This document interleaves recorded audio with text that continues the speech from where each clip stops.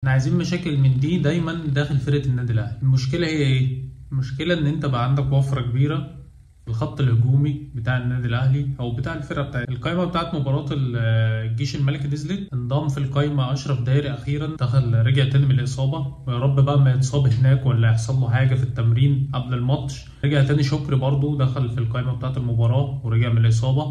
دخل معاك كريم فؤاد برضو، ودخل حمزة عبد الكريم للمرة التانية يدخل معاك في القائمة الأفريقية بتاعت المباراة. الشناوي بره القايمة، دخل معاك شوبير وسيحة بس اللي رايحين الماتش. فخلينا نتكلم على تشكيلة النادي الأهلي أو على القايمة بتاعت النادي الأهلي الحالية، والوفرة اللي بقت موجودة عند المدير الفني طرب في حتة نص الملعب والخط الأمامي بتاع الفرقة. كلنا طبعا شفنا في المباراة اللي بتاعت مولودية الجزائر إن إمام عاشور رجع تاني وشارك وسجل، ودي بداية كويسة لإمام، مدافع كويسة، لأن الراجل بقاله 6 شهور غايب للإصابة. كان عنده إصابة وخف منها ورجع تاني ودخل في إصابة تانية وقصة كده وكلنا طبعا عارفينها، مش محتاجين إن احنا نتكلم فيها.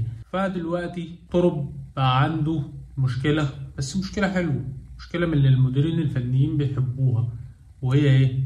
مشكلة في التشكيلة الأساسية بتاعت الفرقة. أنا دلوقتي عندي إمام رجع، وبن رمضان موجود كان مصاب ورجع برضه، بس شفناه طبعا في المباراة اللي فاتت واللي قبليها كانت إصابة خفيفة ورجع بسرعة. عندك زيزو، بدأت إن أنت تغير طريقة اللعب، وبدل ما أنت كنت بتلعب ب2-8 لا غيرت وبقيت بتلعب ب2-6 اللي هو ديانج ومروان، وبقيت بتدخل زيزو كرقم 10 وبتعمل لا مركزية في الخط الأمامي. دلوقتي بعد عودة إمام ووجود بن رمضان، هل طرب هيفضل يلعب بنفس الطريقة ونفس الأسلوب ولا لأ؟ هو ده السؤال واللي محدش هيقدر يجاوب عليه غير طرب، لأن صعبة إن طرب يقعد إمام وبن رمضان على الدكة في المباريات دي أو في أي مباراة عامة. يعني إن إمام وبن رمضان يكونوا قاعدين دكة دي هتبقى صعبة جدا. أنت حتة زيزو ما نعرفش بقى، بعد ما خلقت مكان جديد اللي بن شرقي، بعد ما كان بيلعب وينج يمين وانت خلقت له ان هو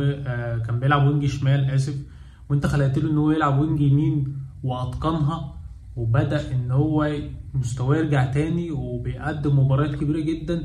وشفناه في مباراة مولودية الجزائر بن شرقي بيلعب لعند الدقيقة 93 وبيرجع يدافع عادي ورايح جاي على الخط، والراجل ما بطلش جري طول المباراة وقدم واحدة من أحسن مبارياته مع النادي الأهلي. هل أنت بعد ما وديت بن شرقي يمين ولعبت زيزو 10 وتريزيجيه خلاص بدأ يلعب في الحتة بتاعته اللي بيحبها كوينج شمال ماسك الخط، بيدخل كمهاجم تاني لما الكرة تكون عكسية، وخلاص اللعيبة حفظت الطريقة وحفظت الأسلوب وبدأت إن هي تمشي عليه بطريقة مثالية. هل أنت بقى بعد عودة إمام ودخول بن رمضان في المباريات وعودة مستواه تاني، هل هتغير طريقة اللعب وهل هتغير السيستم اللي انت بنيته من ساعة ما جيت، ولا هتعمل ايه؟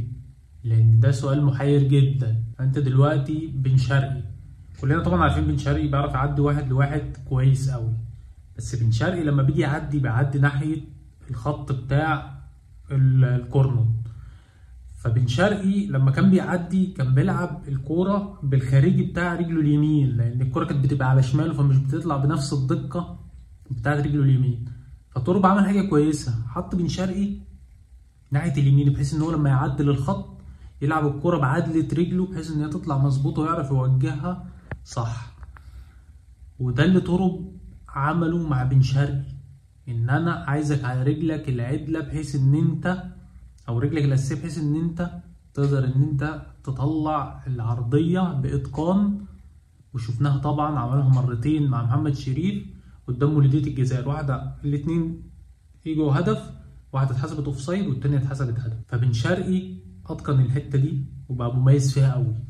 هل انا بقى بعد ما بن شرقي بقى مميز في الحته اليمين اروح بقى احط زيزو يمين وانزل امام العبه 8 واطلع ديانج بعد ما برضه استعاد مستواه تاني وبقى حته حلوه في نص الملعب، ولا قعد مروان ولعب ديانج 6؟ طب ديانج لما بيلعب 6 لوحده بيبقى تايه، انما لما مروان بيبقى جنبه بياخد حريه اكبر وبيعرف يغطي مساحات اكتر في الملعب وبيعرف ادواره كويس، بدل ما هو بيكون تايه وما بيعرفش يطلعك بالكوره كويس.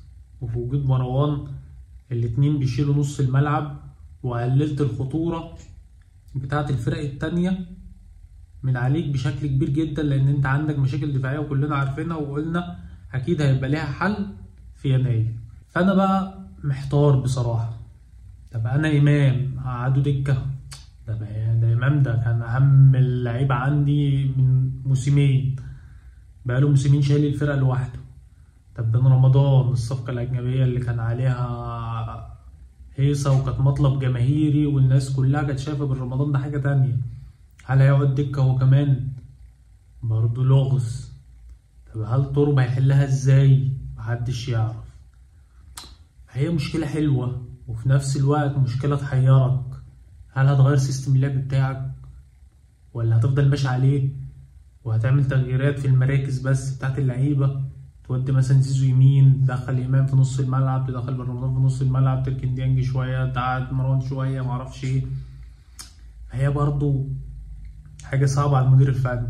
طب لها حل تاني؟ هل ممكن مثلا نشوف بن شرقي مهاجم ونلعب زيزو مثلا وينج يمين، ونحط مثلا إمام هو رقم 10 أو بن رمضان، أو نعدي ديانج ونحط 2-8 إمام وبن رمضان، ونشوف ثنائية بقى عالمية في نص الملعب؟ الواحد محتار ومش عارف بصراحة المشكلة دي هتتحل ازاي، لأن بصراحة بن شرقي متألق جدا الفترة اللي فاتت. تريزيجيه بدأ يستعيد مستواه تاني ويحرز أهداف. زيزو كلنا شايفين مستواه من ساعة ما جه الأهلي مستواه ثابت، وبقى بيديك 7.5/10 طول كل ماتش. فأنت مش عارف الراجل هيحل المشكلة دي ازاي، مش عارف الراجل هيعمل ايه في الفترة الجاية مع الفرقة بعد اكتمال العناصر، خصوصا العناصر الهجومية. لسه عندك مشاكل دفاعية ولسه ان شاء الله هتتحل في يناير لما تبدأ ان انت تدخل صفقات وتشوف الناس بقى اللي مش قادر ان انت تستفيد منها تقدر ان انت تمشيها، سواء العش ما بيلعبش ممكن تطلعه إعارة، داري ممكن انت تفسخ بقى التعاقد او تشوف له عرض وتمشيه وتجيب مهاجم مدافع تاني مكانه. جراديشار موقوف طبعا ومش هيلعب المباراة دي برضه، ومش معاه غير مهاجم واحد هو محمد شريف، وبتبدأ تدخل طاهر في حتة الهجوم، فمش بيعديها لك بأحسن شكل. فأنت عندك كده كام قطعة ناقصة كده، لو اكتملت في القائمة بتاعت النادي الأهلي أعتقد إن احنا هنوصل لشكل كويس أوي مع طرق، وخصوصا إن خلاص شكل الراجل وبصمته على الفرقة بدأت إن هي تظهر. فاكتمال العناصر واكتمال القطع الناقصة في تشكيلة النادي الأهلي ده هيفرق مع الراجل جدا، وهيفرق في شكل الفرقة. انت بتلعب بكوكا شمال، طب انت لو عندك باك شمال هتلعب بكوكا شمال ليه؟ انت ما هتستفاد منه في نص الملعب. عندك الدفاع ما عندكش غير ياسين وياسر، طب لو واحد مستواه وحش او لو واحد مصاب هتلاعب مين؟ بيكهام مش بيدي لك احسن حاجة. الحته الهجوميه انا شايف ان هي مكتمله بصراحه، شايف ان احنا مش محتاجين حاجه غير مهاجم بس. نص الملعب عندي ممتاز جدا، الوينجات كويسه، عندي زيزو، عندي تريزيجيه، عندي بن شرقي، عندي حسين الشحات لما يرجع من الاصابه. معرفش عبد القادر مكمل ولا لا، بس عبد القادر طبعا مستواه مش ثابت ومستواه مش كويس، فلو اقدر ان انا برضه اشوف له عرض وامشيه واشوف لي فرده تانية وينج مع دخول محمد عبد الله، لعيب لسه صغير استثمر فيه واستفاد منه واديله هو فرص عن اللعيبه دي، اطلع قفشه بقى من القايمه بتاعه المباراه برضو. فعندنا كذا حاجه كده لو اتظبطت في القايمه بتاعه الفرقه بصراحه الشكل هيبقى احلى من كده. احنا كلنا متكيفين من الاهلي الفتره دي، بدايه من ماتش المصري والاهلي مستواه كويس رغم التعادل، بعدها مباراه سيراميكا الاهلي كويس، توصل وبتصنع فرص خطيره وبتضيع. ماتش الزمالك الاهلي كويس، ماتش المولودية الاهلي كويس كمان. يعني انت مستواك بيطلع تدريجي، المستوى البدني بتاع اللعيبه بيعلى، المستوى الفني بيعلى، اللعيبه بتستعيد مستوياتها الفنيه تاني، عندك جمل بتتنفذ، عندك شكل في الملعب، خلاص بقيت عارف كل ماتش تشكيله النادي الاهلي.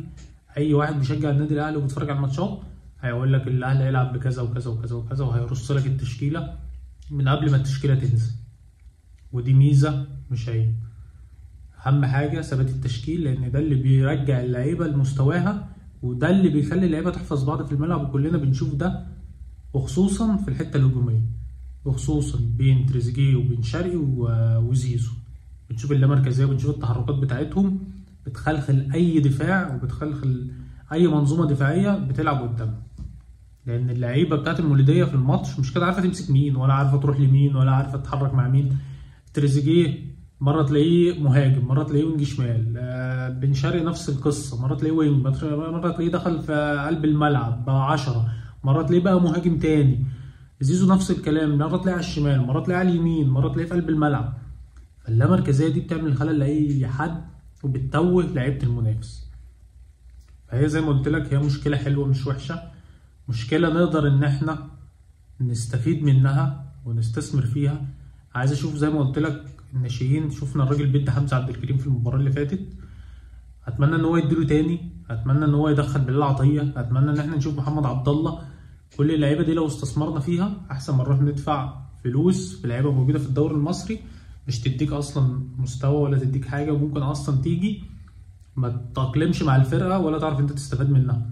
فده لعيب متربي جوه النادي الاهلي، عارف جماهير النادي الاهلي، عارف منظومه النادي الاهلي، فيقدر ان هو يكمل معاك، ويقدر ان هو يستوعب افكارك بسرعه، وعارف الجماهير وعارف الضغط الجماهيري ولعب تحت الضغط الجماهيري.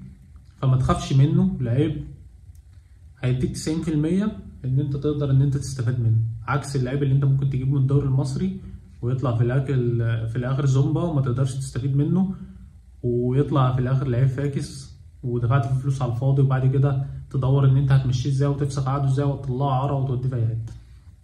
عايز اشوف كريم فؤاد بصراحه، يعني ما اعرفش ليه ما باخدش فرصه.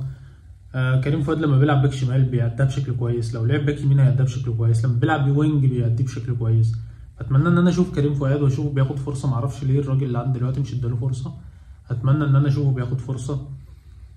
لو وصلت لعندي هنا يا صديقي المشاهد، ما تنساش تدعم صاحبك بلايك واشتراك في القناه عشان تشوفني في فيديوهات تانية. السلام عليكم.